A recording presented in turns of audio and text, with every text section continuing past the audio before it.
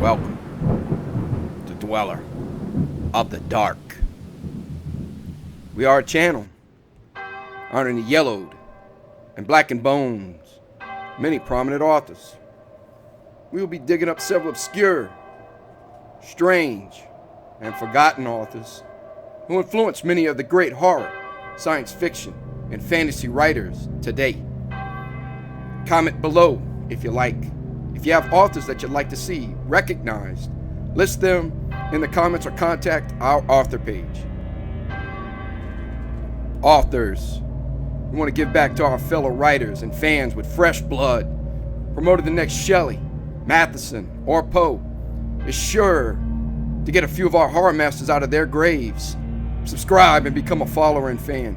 As a subscriber, you'll get the latest announcements and premieres. If your work unnerves or terrifies, we'll put your story on our channel for free. Certainly, we will provide feedback. Many prizes for loyal subscribers. Subscribe for more tales of the horrifying, obscure, strange, and forgotten. We'll have quite a collection. Climbing out of the tombs. If you like any of our tales, crush the like button below. Check out our other stories on YouTube and our websites. YouTube, Dweller of the Dark. Official website, dwellerofthedark.com. On Facebook, Jeffrey LeBlanc Horror Writer. Find our books on Amazon. Follow us on Twitter and Instagram. And support us on Bandcamp and Patreon.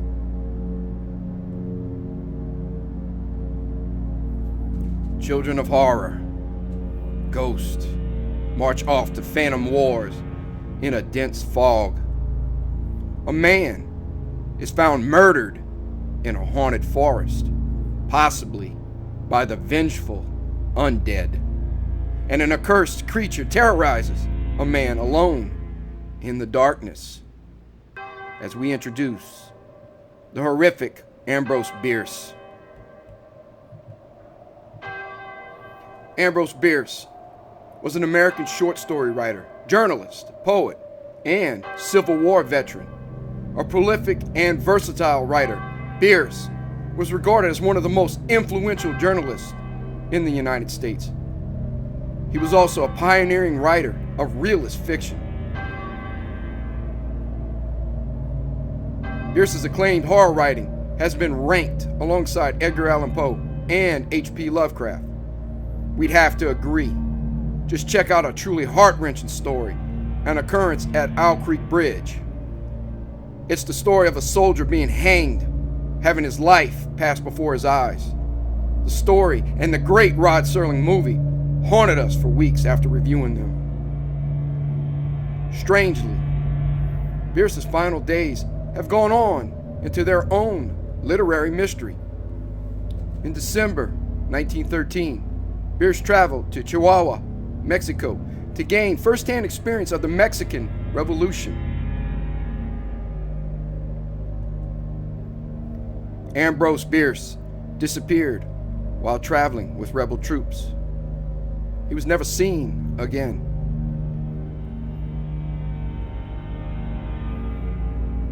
The Boarded Window, an incident in the life of an Ohio pioneer, is a short story by Ambrose Bierce. It was first published in the San Francisco Examiner on April 12, 1891. The story was later reprinted in Bierce's collection, Tales of Soldiers and Civilians. The story focuses on a man in a lone cabin named Murlock and the events surrounding the death of his wife years prior. This one should leave its claws in you a while. What is the horrific story behind the death of Murlock's wife? Will her tale from the grave fall on deaf ears? The Boarded Window, an incident in the life of an Ohio pioneer, by Ambrose Bierce.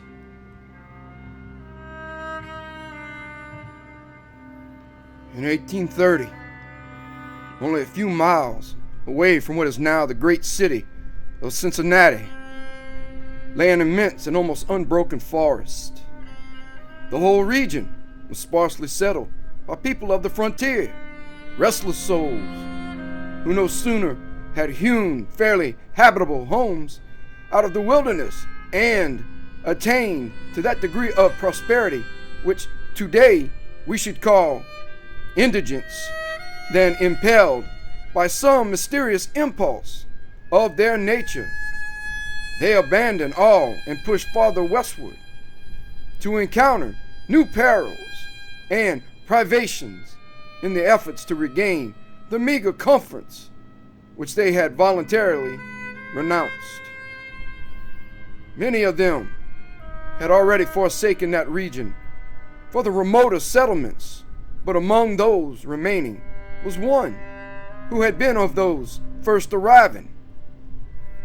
He lived alone in a house of logs, surrounded on all sides by the great forest, of whose gloom and silence he seemed a part, for no one had ever known him to smile, nor speak a needless word. His simple wants were supplied by the sale or barter of skins of wild animals in the river town, for not a thing did he grow upon the land which, if needful, he might have claimed by right of undisturbed possession. There were evidences of improvement. A few acres of ground immediately about the house had once been cleared of its trees, the decayed stumps of which were half concealed by the new growth that had been suffered to repair the ravage wrought by the axe. Apparently, the man's zeal for agriculture had burned with a failing flame, expiring in penitential ashes. The little log house, with its chimney of sticks, its roof of warping clapboards, weighted with traversing poles and its chinking of clay, had a single door and directly opposite a window. The latter, however, was boarded up. Nobody could remember a time when it was not, and none knew why it was so closed. Certainly not because of the occupant's dislike of light and air, for on those rare occasions when a hunter had passed that lonely spot, the recluse had commonly been seen sunning himself on his doorstep, if heaven had provided sunshine for his need. I fancy there are few persons living today who ever knew the secret of that window, but I am one, as you shall see. The man's name was said to be Murlock. He was apparently 70 years old, actually about 50. Something besides years had had a hand in his aging. His hair and long full beard were white, his gray, lustreless eyes sunken, his face singularly seamed with wrinkles which appeared to belong to two intersecting systems. In figure he was tall and spare, with a stoop of the shoulders, a burden bearer. I never saw him. These particulars I learned from my grandfather, from whom also I got the man's story when I was a lad. He had known him when living nearby in that early day. One day, Murlock was found in his cabin, dead. It was not a time and place for coroners and newspapers, and I suppose it was agreed that he had died from natural causes, or I should have been told and should remember. I know only that with what was probably a sense of the fitness of things, the body was buried near the cabin, alongside the grave of his wife, who had preceded him by so many years that local tradition had retained hardly a hint of her existence. That closes the final chapter of this true story, excepting, indeed, the circumstances that many years afterward, in company with an equally intrepid spirit, I penetrated to the place and ventured near enough to the ruined cabin to throw a stone against it, and ran away to avoid the ghost, which every well-informed boy thereabout knew haunted the spot. But there is an earlier chapter, that supplied by my grandfather. When Murloc built his cabin and began laying sturdily about with his axe to hew out a farm, the rifle meanwhile his means of support, he was young, strong, and full of hope.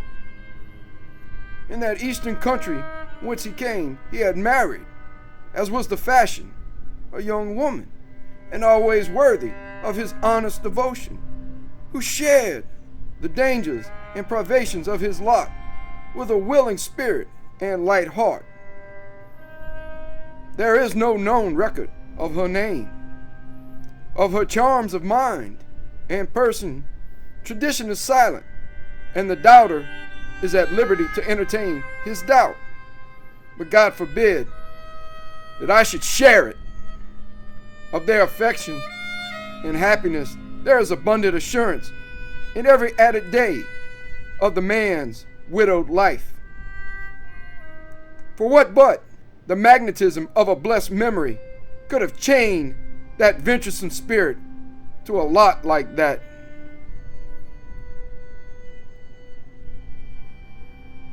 One day, Murloc returned from gunning in a distant part of the forest to find his wife prostrate with fever and delirious. There was no physician within miles, no neighbor, nor was she in a condition to be left to summon help. So, he set about the task of nursing her back to health. But at the end of the third day, she fell into unconsciousness and so passed away, apparently with never a gleam of returning reason.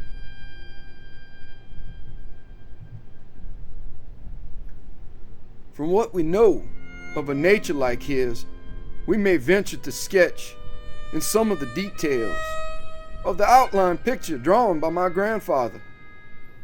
When convinced that she was dead, Murloc had sense enough to remember that the dead must be prepared for burial. In performance of this sacred duty, he blundered now and again, did certain things incorrectly, and others which he did correctly were done over and over. His occasional failures to accomplish some simple and ordinary act filled him with astonishment, like that of a drunken man who wonders at the suspension of familiar natural laws. He was surprised, too, that he did not weep, surprised and a little ashamed. Surely it is unkind not to weep for the dead. Tomorrow, he said aloud, I shall have to make the coffin and dig the grave, and then I shall miss her when she is no longer in sight.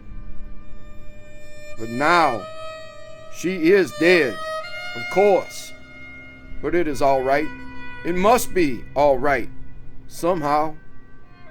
Things cannot be so bad as they seem. He stood over the body in the fading light, adjusting the hair and putting the finishing touches to the simple toilet, doing all mechanically with soulless care.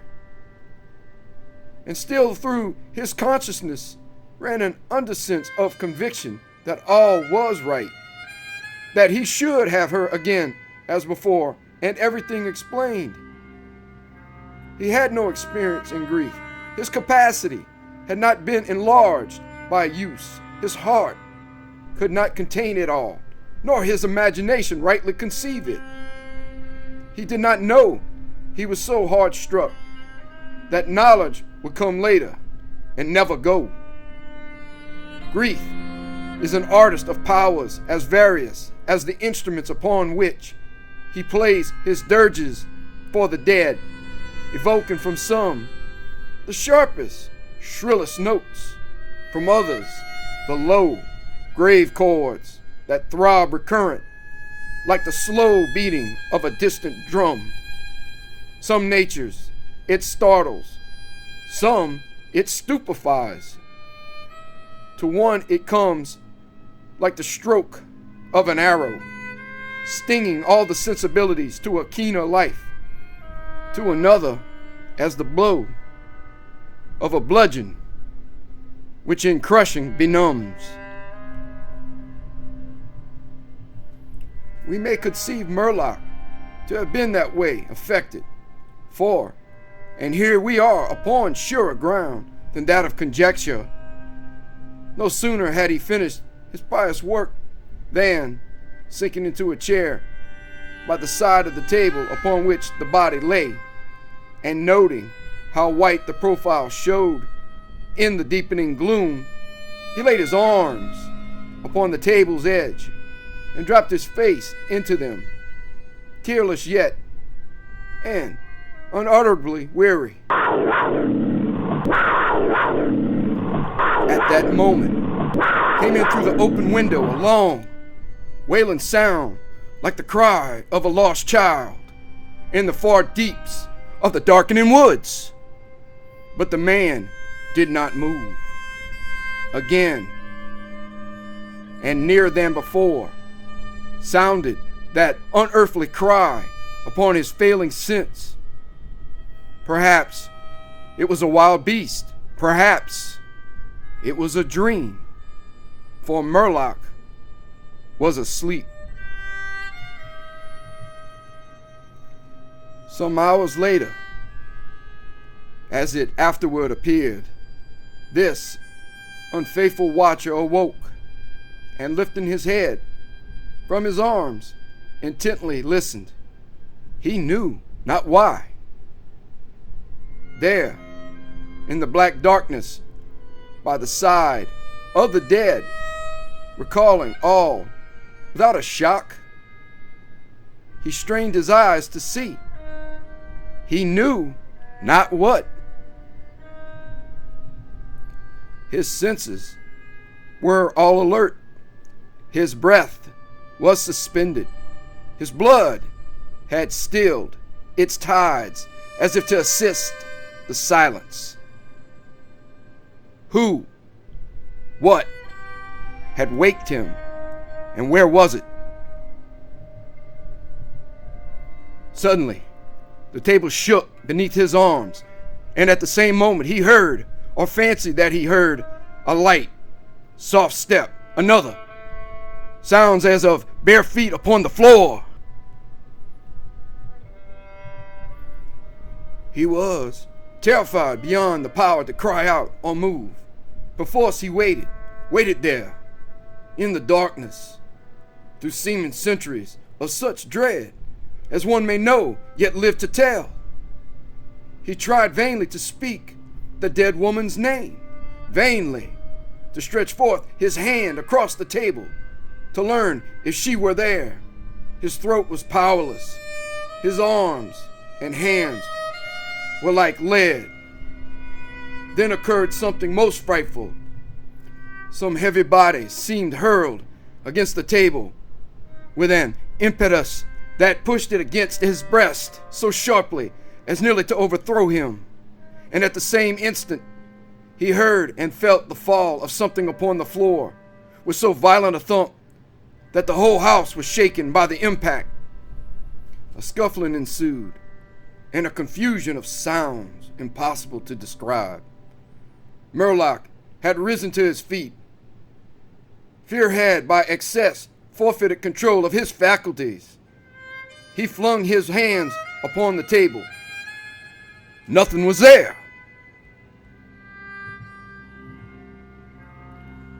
There is a point at which terror may turn to madness, and madness incites to action. With no definite intent, from no motive, but the wayward impulse of a madman, Murloc sprang to the wall. With a little groping seized his loaded rifle, and without aim discharged it.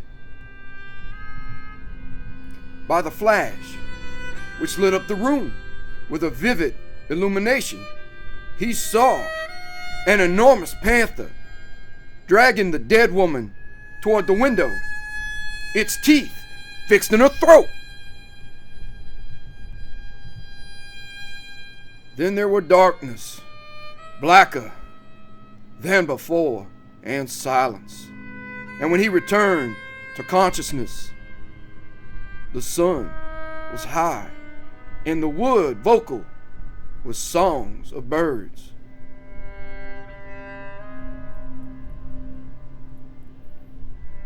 The body lay near the window, where the beast had left it when frightened away by the flash and report of the rifle. The clothing was deranged, the long hair in disorder, the limbs lay anyhow. From the throat, dreadfully lacerated, had issued a pool of blood, not yet entirely coagulated. The ribbon with which he had bound the wrist was broken. The hands were tightly clenched. Between the teeth was a fragment of the animal's ear.